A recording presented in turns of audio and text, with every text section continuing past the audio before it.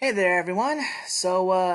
As you can see, I'm no longer using Filmora. The watermark isn't here. In fact, that's part of the reason why I decided not to use Filmora anymore as the watermark. In order for me to have gotten rid of it, I would have had to register, and from the way things looked, it may have had to involve paying for it, and I'm not really in a situation where I feel like I can do that.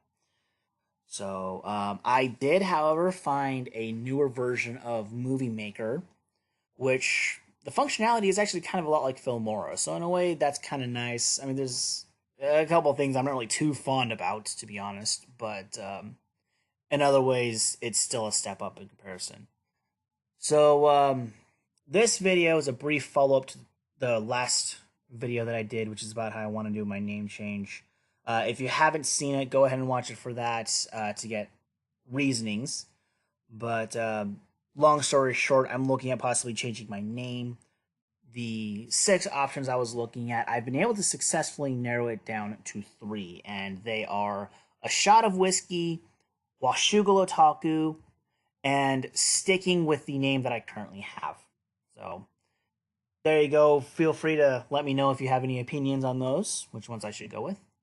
Uh, the bulk of this video is my take, I guess we could put it like that, on what's going on with the Daddy 05 and Mommy 05 garbage. In case you haven't heard what's going on, there's a lot of YouTubers who have been talking about it, some a little bit here and there, some have been talking a lot about it. But long story short, these are a couple of quote unquote parents who are really shit-tastically terrible at their job of being parents. And I don't give a fuck what anybody says. They're terrible parents. Fuck them. So, if you want to actually learn more, there's a lot of channels that you can go to. Some of the ones that I've been watching as of late include Liz Reptile, Some Dumb American. Yeah, it's actually her name. It's actually kind of cool. Um, and Phil DeFranco a little bit.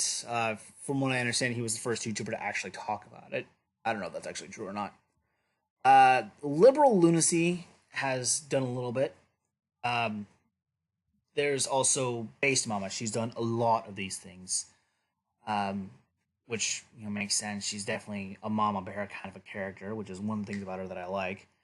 And then there's also Joyce Sparkles BS. She's been doing a lot on this subject. In fact, if you can see here of these 20 different videos that are here, every single one of them is on the subject, with the exception of this Fry Festival one. That's the last one on the third row.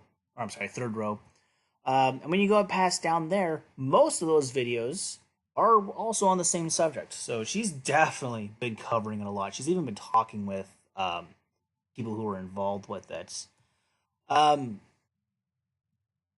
So this video from here on out, I'm mostly going to be piggybacking a video from somebody else, somebody who's been also covering the subject a lot, has been talking with people involved with it quite a bit, and that is A Mad Woman Muses. She actually allowed me to do this, and the only reason that I'm doing this is because of what her video update is, and part of what it includes is a GoFundMe account to donate money to the woman who's actually taking care of the kids, which is the actual biological mother.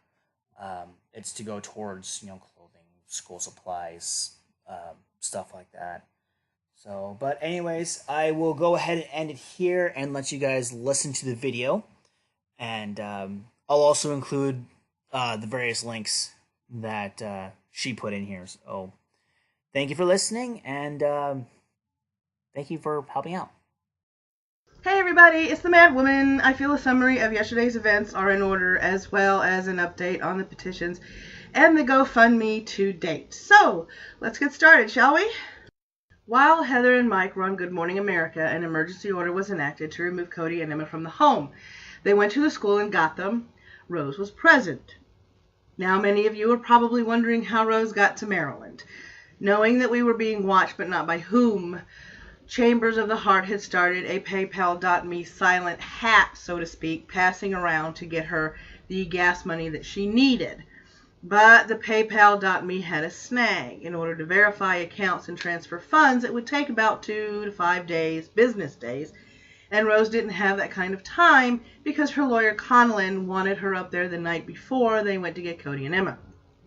At the same time, Chambers was having a problem verifying the GoFundMe account for Rose, so Rose didn't have access to those funds either.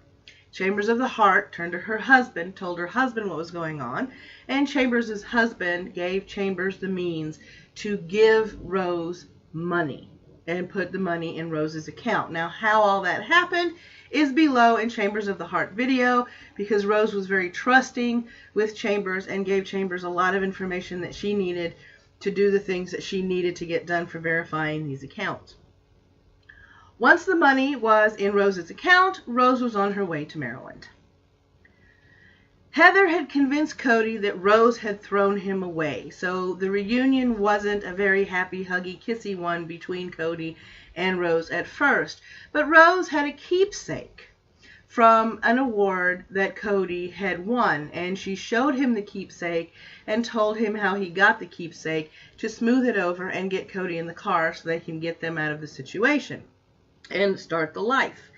They then went to North Carolina, where they reunited Cody and Emma with their grandparents. She then had to come up with more money to return to Maryland, as per Conlon's request. Rose is still in Maryland, allowing the children time to get counseling and get used to being with Rose once again before they move back to North Carolina.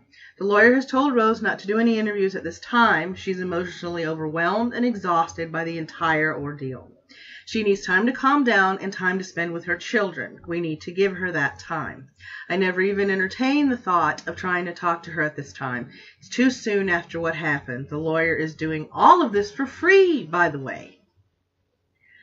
Chambers had to contact GoFundMe. The company was skittish after Mike and Heather opened one and was not sure if the account opened was legitimately for Rose. Rose had to furnish proof of maternity in the form of birth certificates of Cody and Emma for GoFundMe to verify the account. Now, some of you will be wondering why we are still circulating the GoFundMe. It is now being used to raise funds for the children's clothes, therapy, and anything else the children will need to properly start their new life with their biological mother. They still need your help. Cody, Emma, and Rose are in individual counseling as well as family counseling. Cody and Emma will be starting a deprogramming program to help them recover from the abuse. They will need all the funds they can get. Therapy can run into the thousands of dollars, not to mention medicine, clothes, furniture, and the like for everyday life. The GoFundMe has $6,450 out of the $50,000 goal. The Care2 petition to get Cody and Emma back to Rose has been closed, and the Change.org petition to investigate Heather and Mike has 18,990 signatures out of the 25,000 signature goal. Ricky Zopp, the father of Jake, Alex, and Ryan, reopened the custody case, but it was canceled when it was supposed to go to court. There's no word on why this happened. The day Rose and the police went to get Cody and Emma, there was a moving van in front of Heather and Mike's home, causing Rose to freak out somewhat. This led to 2 unconfirmed reports that are going around like wildfire. Number 1, we don't know if Heather and Mike are on the run. That has not been confirmed. More accurately, I have not been able to find proof to back this rumor up or refute it. Number 2, we do not know if Ricky has Jake, Alex, and Ryan, or if Heather and Mike have them. Chambers tried to contact Mr. Zopp, but he is not issuing statements at this time. I have called Attorney Conlon, and he has no information on the boys. Number 3, what we do know is that they are being investigated by police and Child Protective Services in Maryland. This is not over yet. We still have to make sure the 3 boys are safe and keep an eye on the custody hearings for Cody and Emma. Please do not try to contact Rose. This is not time to talk to her. She needs time with the kids. And that is your update as we have the information and a little bit of a summary from the video I have linked below to Chambers of the Heart. You guys have a nice day. And until next time, take care of yourselves.